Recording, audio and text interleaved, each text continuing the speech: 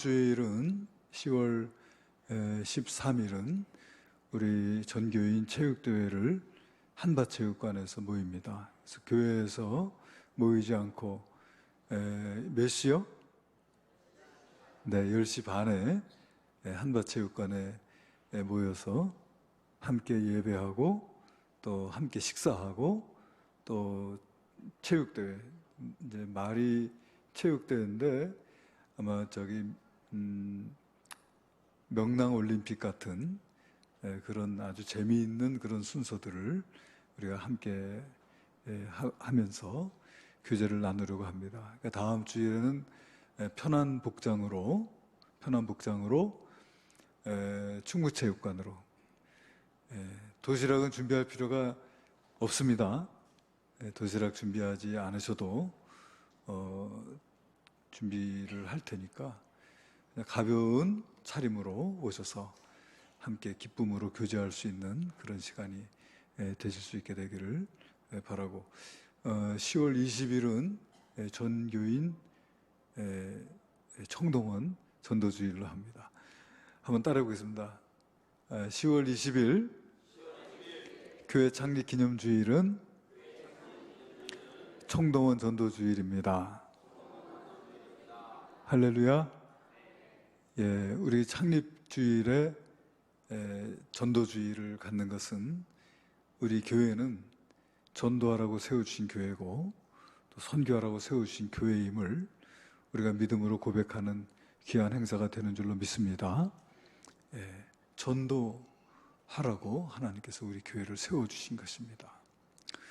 한번 다시 따라해 보겠습니다. 하나님, 저에게도 태신자를 주시옵소서. 하나님, 저에게도 영혼의 열매를 주옵소서.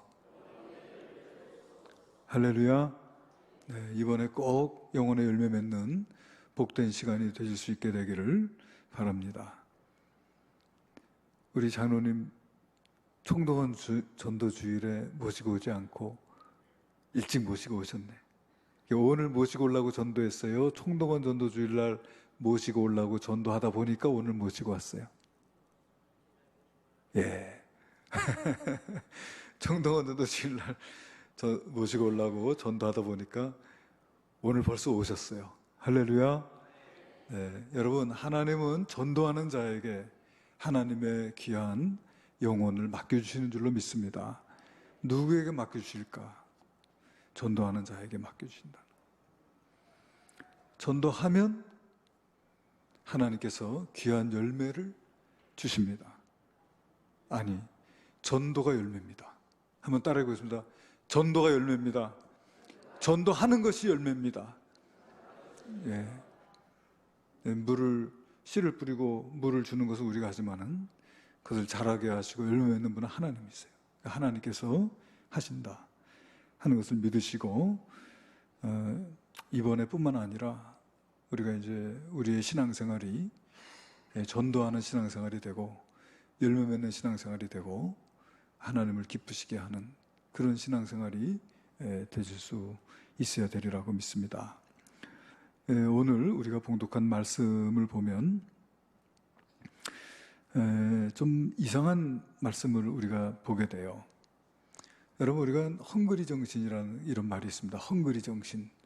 배고플 때 어떤 강인한 정신력을 가지고 무엇인지 하는 것을 그 헝그리 정신이라고 하지요.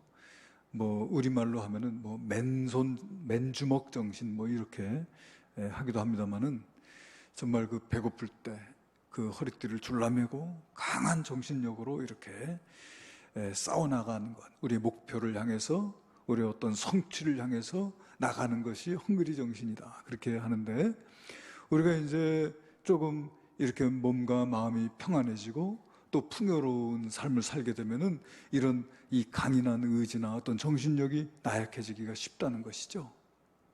예, 초심을 잃어버리기 쉽다.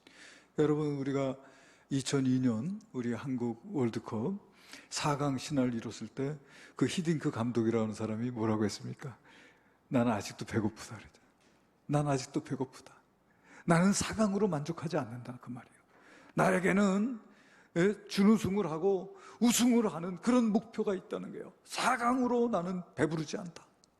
그런 것이 헝그리 정신이죠. 그런데 오늘 이스라엘 백성들의 모습을 보면은 뭔가 좀 이상한 모습을 보게 돼요. 그들이 가나안 땅에 들어갔습니다. 가나안 땅의 정복 전쟁을 통해서 그 전쟁을 통해서 그 땅을 점령했어요. 점령했는데 오늘 우리가 읽은 1절 말씀 보면은 이스라엘 자손의 온 회중이 실로에 모여서 거기에 회막을 세웠으며 그 땅은 그들 앞에서 돌아와 정복되었더라. 이렇게. 그 땅은 그들 앞에서 돌아와 정복되었다. 여러분 공동번역 성경에 보면은 이렇게 되어 있습니다. 전 지역이 이미 그들에게 정복되었던 것이다. 이렇게 되어 있고요. 세번역 성경에는 이스라엘 자손이 그 땅을 정복한 뒤의 일이다. 이스라엘 자손 온 회중이 실로에 모여서 거기에 회막을 세웠다. 이렇게 되어 있거든요. 그러니까 지금 이스라엘이 온 땅을 지금 정복했는데 이상한 것은 뭐냐면 아직도 7지파가 나가서 그 땅을 분배받지를 못한 거예요. 그 참 이상한 일이 벌어지게 된 겁니다. 그거 참 이상한 일이잖아요. 그 땅이 어떤 땅입니까? 하나님께서 아브라함에게, 그 조상 아브라함에게 내가 너와 내 자손에게 주리니 영원히 이르리라 하고 그 땅이 젖과 꿀이 흐르는 땅, 그 땅을 주겠다고 약속하신 바로 그 땅이거든요.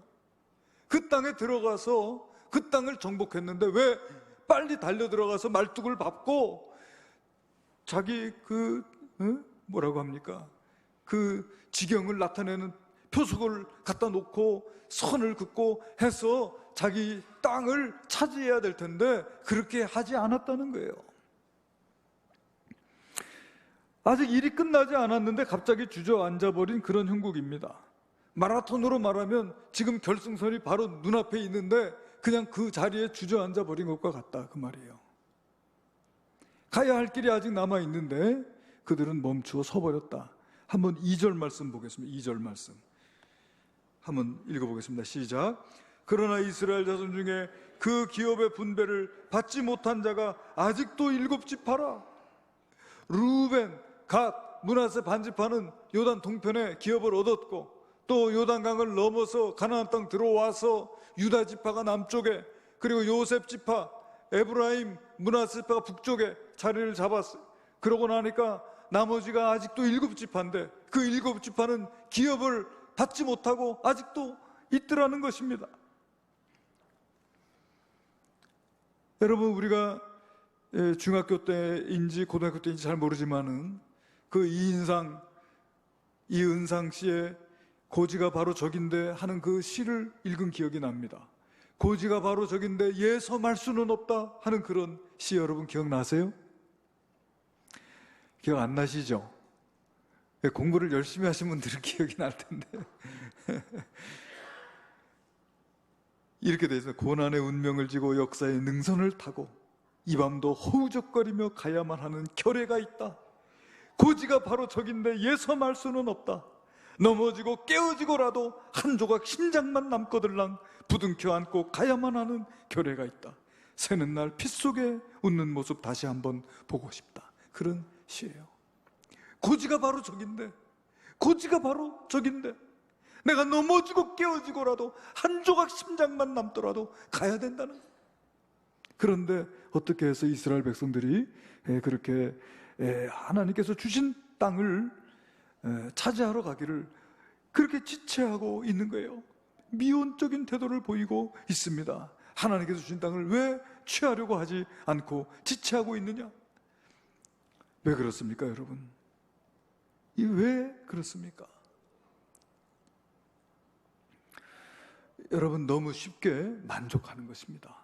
너무 쉽게 만족하는 거예요. 여기가 지금이 어디냐 이겁니다. 우리가 애굽에서 종살이 하지 않았냐 이겁니다. 지금은 종살이 안 하지 않느냐는 거예요. 우리가 광야에서 가도 돌덩어리만 흩어져 있는 그곳에 다닐 때 얼마나 고생했느냐. 그냥 가는 곳마다 독사와 정갈과 그리고 마른 땅과 돌멩이밖에 없던 그 땅에서 우리가 이제 요단강 건너서 가나안 땅 들어오지 않았느냐 하는 거예요. 이게 어디냐는 겁니다. 그러니까 현실에 안주하게 된 겁니다.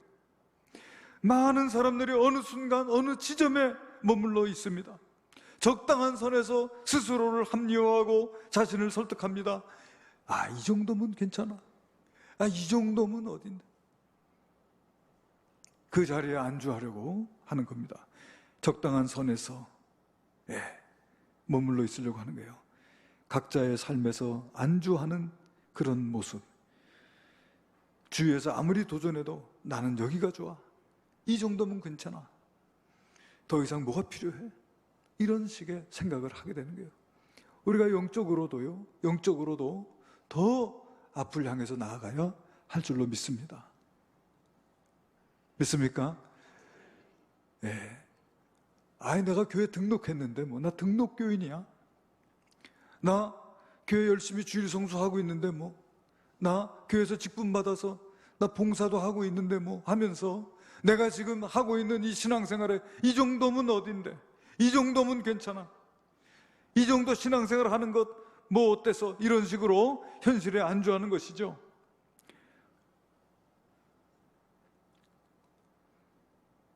그러나 여러분, 과연 그것이 옳은 모습일까요? 오늘 우리가 성경을 돌아가면서 볼 수 있는 사도 바울은요, 자기 자신이 안주하지 않았어요. 빌립보서 3장 12절에 보니까 사도 바울은 이렇게 고백합니다. 내가 이미 얻었다 함도 아니요 온전히 이루었다 함도 아니라 오직 내가 그리스도 예수께 잡힌 바 된 그것을 잡으려고 쫓아가노라. 할렐루야. 그 사도 바울은요, 자기의 인생을 달려가는 인생이라고 그렇게 고백합니다. 디모데 후서 4장에 보니까 선한 싸움을 싸우고 나의 달려갈 길을 마치고 믿음을 지켰으니 그렇게 고백하는 거예요. 자기의 인생은 싸움하는 인생이었고 달려온 인생이었다는 거예요. 주저하고 앉아있지 않았다는 것이죠. 현실에 안주하지 아니하고 끝까지 달려가는 인생을 살았다. 왜 그렇습니까? 사도 바울은 그의 인생의 목표를 높이 잡았어요. 그의 인생의 목표는 예수 그리스도의 장성한 분량에 이르는 거예요. 사도 바울은 예수님을 바라보면서 예수님과 같이 되기를, 예수님을 본받아 살기를, 예수님과 같이 거룩하고 흠이 없는 자녀 되기를 그렇게 소망하며 살았던 사람이 사도 바울입니다. 그의 목표는 하나님의 자녀의 거룩하고 흠 없는 삶이었어요. 내가 거룩하고 흠이 없는 하나님의 자녀로 서기까지, 내가 예수 그리스도의 장성한 분량에 이르기까지 그는 쉬지 않고 달려갔던 것을 보게 됩니다.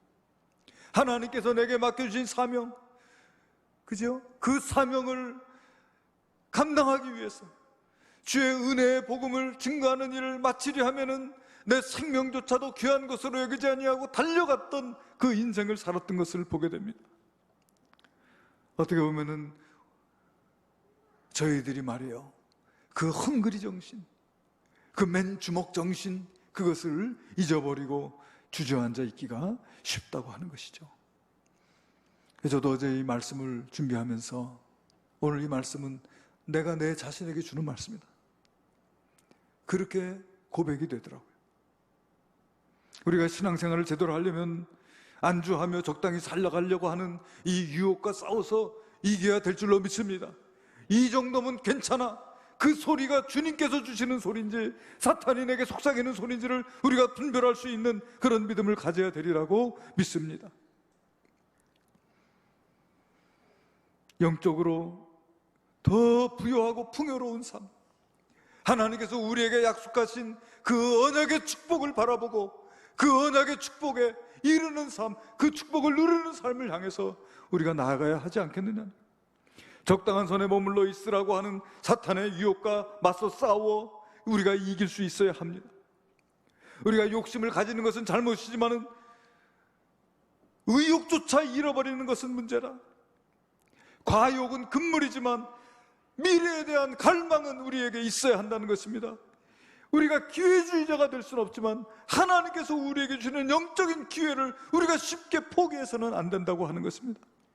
잘못된 욕망은 가져서는 안 되지만은 하나님 주시는 영적 축복에 대한 갈망은 가지고 우리가 신앙생활 할 수 있어야 된다는 거예요. 믿습니까?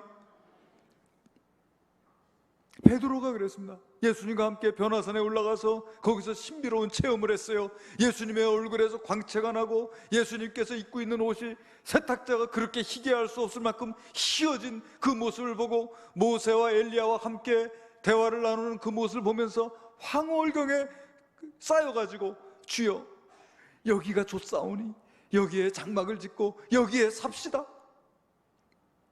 아니요, 예수님은 지금 이 산 밑에 내려가서 수많은 영혼들을 살리기 위하여 그들의 죄를 지고 십자가의 구속의 사역을 완성하기 위하여 가시하는데, 우리 예수님의 옷자락을 붙잡고 주여 여기가 좋사오니 내가 여기 초막셋을 지을 테니 여기 삽시다.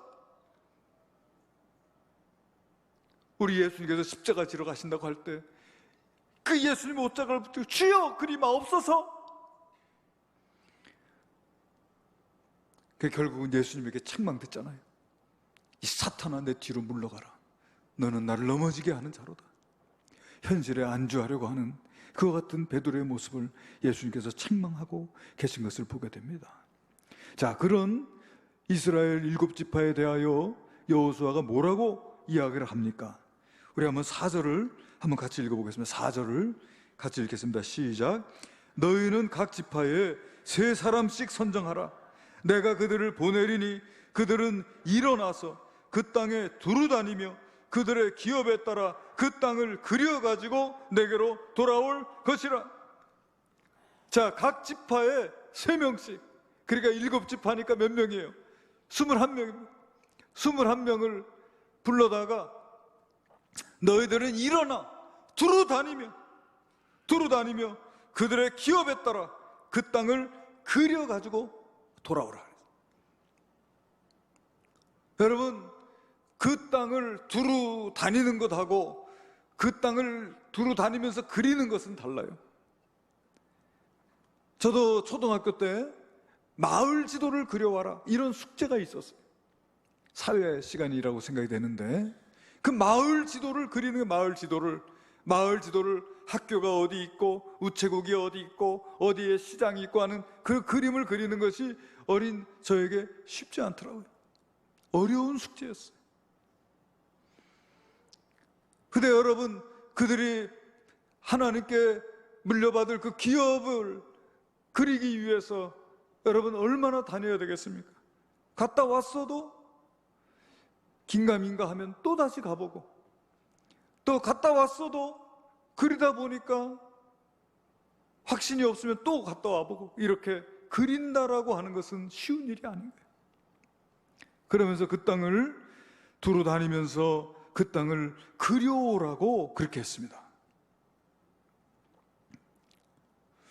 왜 그렇게 했을까요?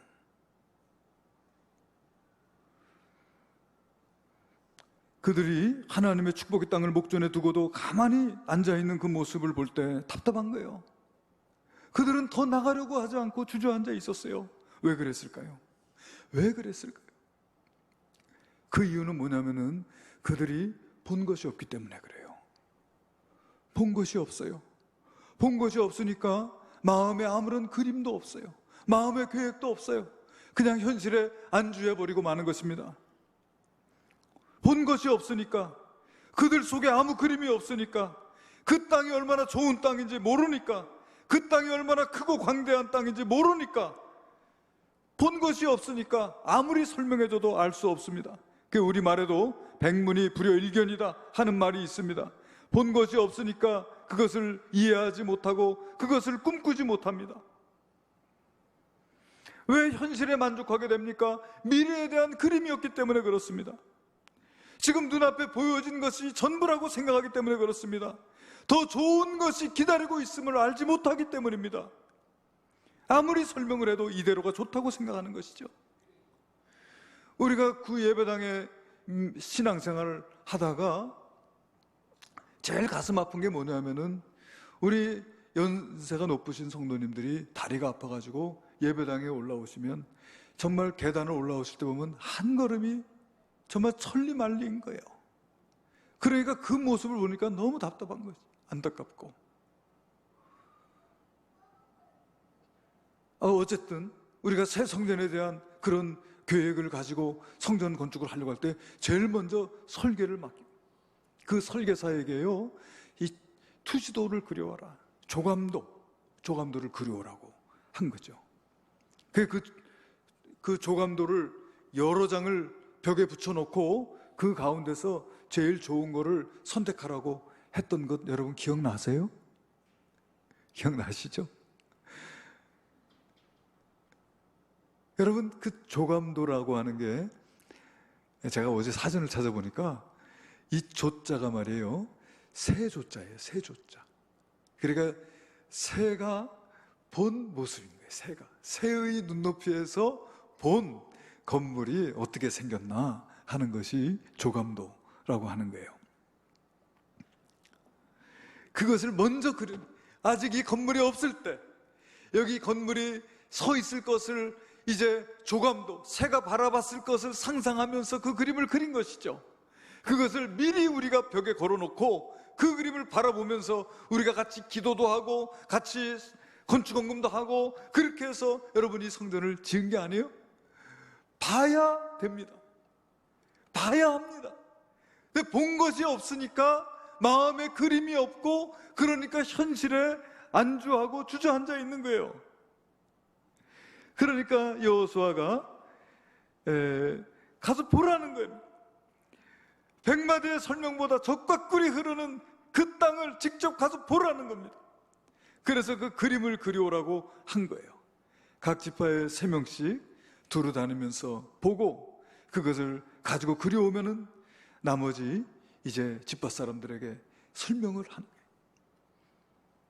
가서 본 자들이 가서 보니까 산새는 어떻고, 골짜기는 어떻고, 시내는 어떻게 흐르고, 그 땅에서 어떤 과일이 자라고 하는 그런 것들을 가보지 않은 자들에게 이야기하고 설명하고, 자 봐라, 우리가 그려가지고 온 것을 봐라, 여기가 산이고 여기가 골짜기고 여기가 시내가 흐르고 여기 이 땅에서는 무엇이 자라더라 하면서 함께 그 말씀을 나눌 때 그 그림에 대한 소망과 꿈을 가지고 함께 그 비전을 갖게 되는 거예요.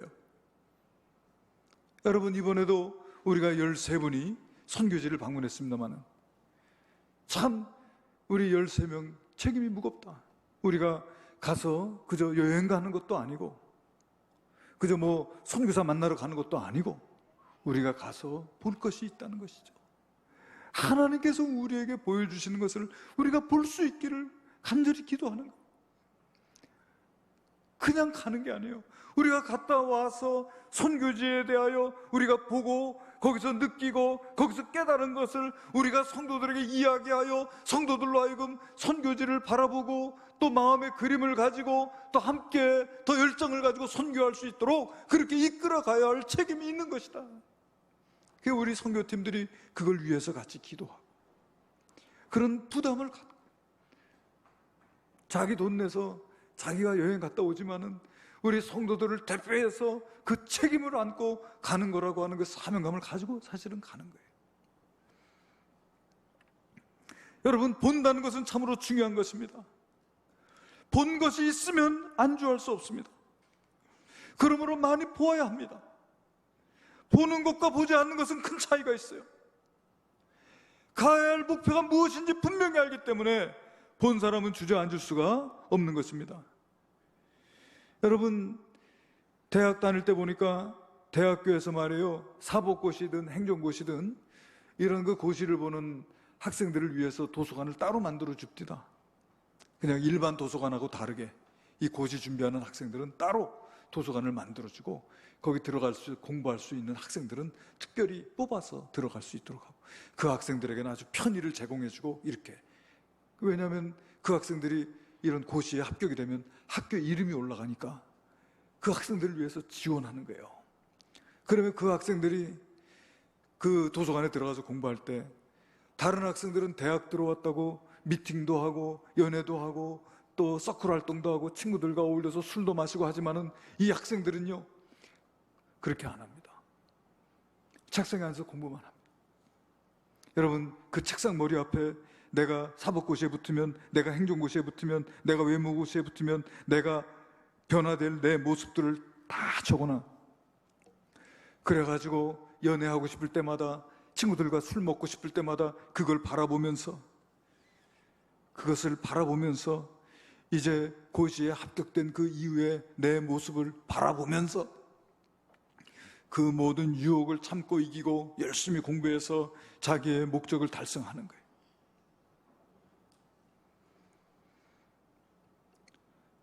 그러니까 그 시험에 붙은 이후에 자기의 모습을 바라보는 것이죠. 그러니까 그것을 보기 때문에 그 시험과 유혹을 이길 수가 있는 거예요.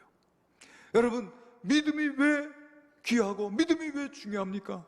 믿음은 바라는 것들의 실상이고 보이지 않는 것들의 증거라고 성경은 우리에게 말씀하고 있는 거예요. 보이지 않지만 믿음의 눈으로 볼 수 있습니다. 할렐루야. 그렇기 때문에 여러분, 믿음이 소중한 거예요. 믿음이 있는 사람과 믿음이 없는 사람은 달라요.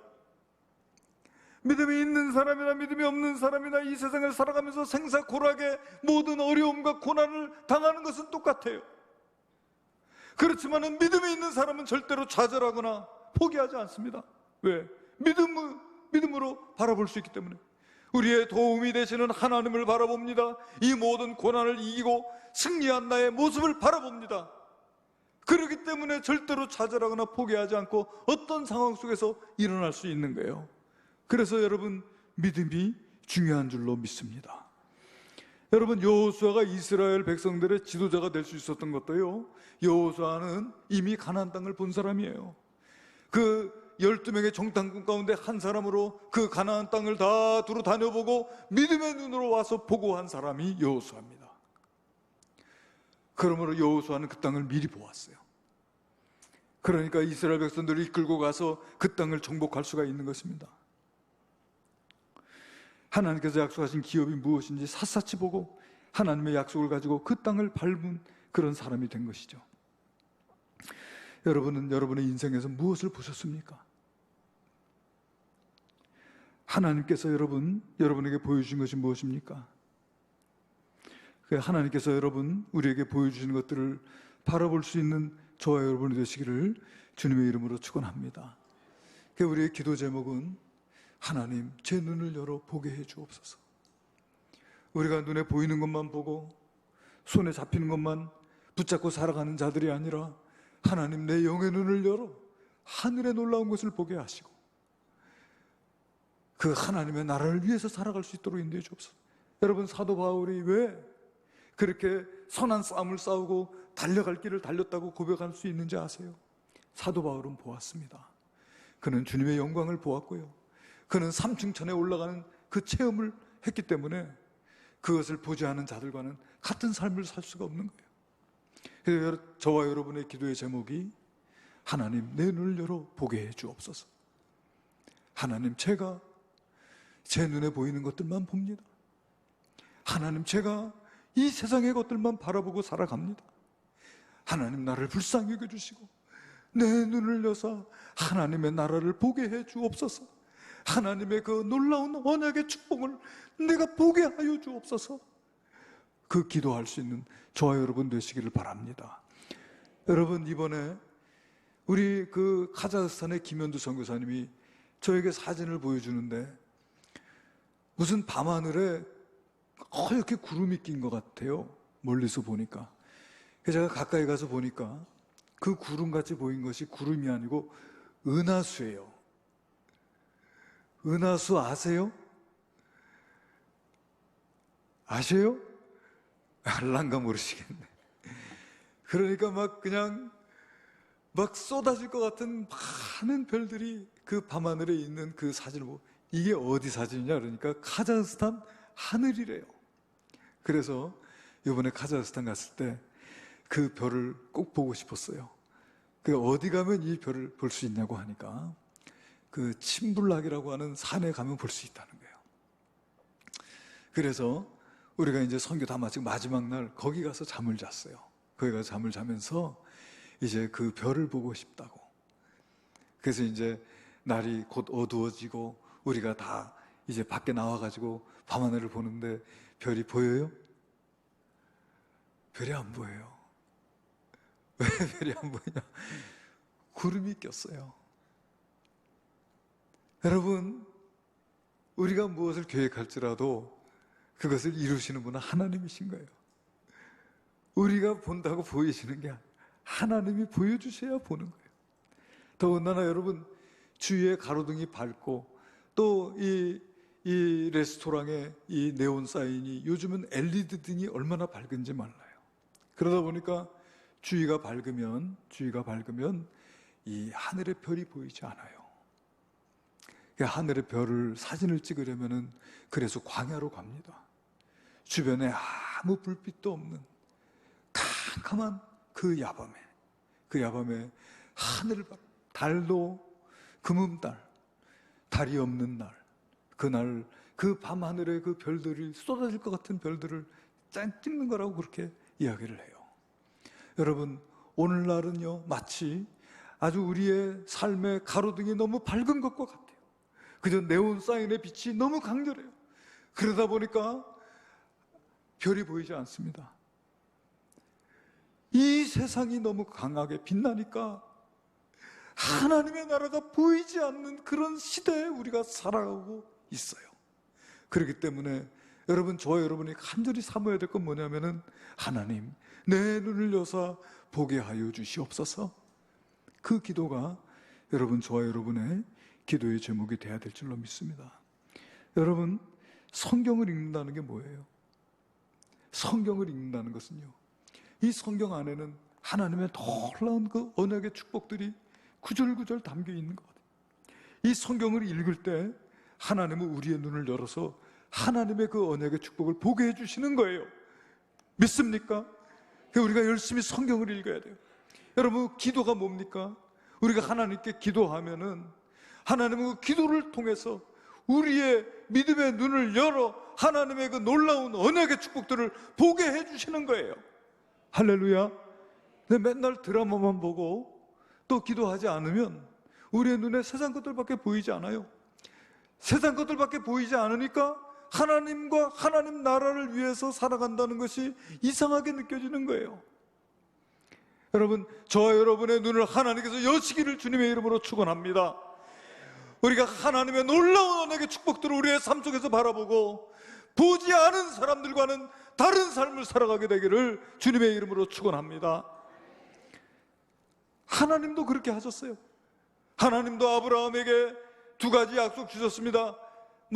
뭐냐면은 자손에 대한 축복의 말씀을 주셨고 땅에 대한 축복의 말씀을 주셨어요. 어떻게 하셨냐면 하나님께서 창세기 13장 14절에 보니까 롯이 아브라함을 떠난 후에 여호와께서 아브라함에게 이르시되 너는 눈을 들어 너 있는 곳에서 북쪽과 남쪽 동쪽과 서쪽을 바라보라 그러셨어요. 그래서 아브라함이 일어서 가지고 북쪽과 남쪽과 동쪽과 서쪽을 바라보았습니다. 그 눈에 보여지는 땅을 하나님께서 내게 주신다고 하셨으니 아직까지 내가 한 평 땅도 없지만은 이 땅을 하나님께서 내게 주실 것을 믿었어요. 그 눈에 보이는 땅은 하나님의 언약이에요. 그 눈에 보이는 땅은 하나님께서 내게 주신 기업이에요. 그 땅을 볼 때마다 지금은 내 명의로 되어 있는 땅이 한 평도 없지만은 그러나 하나님께서 이 땅을 내게 주실 것이다, 그 믿음 가지고 살았습니다. 그 창세기 13장 17절에 보니까 너는 일어나 그 땅을 종과 횡으로 두루 다녀보라, 내가 그것을 내게 주리라. 일어나서 그 땅을 종과 횡으로 두루 다녀보라는 거예요. 그 다 밟는 땅, 그 다니는 그 땅을 내가 너에게 주리라는 거예요. 하나님도 보라고 하시고 다녀보라고 그렇게 말씀하신 것을 우리가 알 수가 있어요.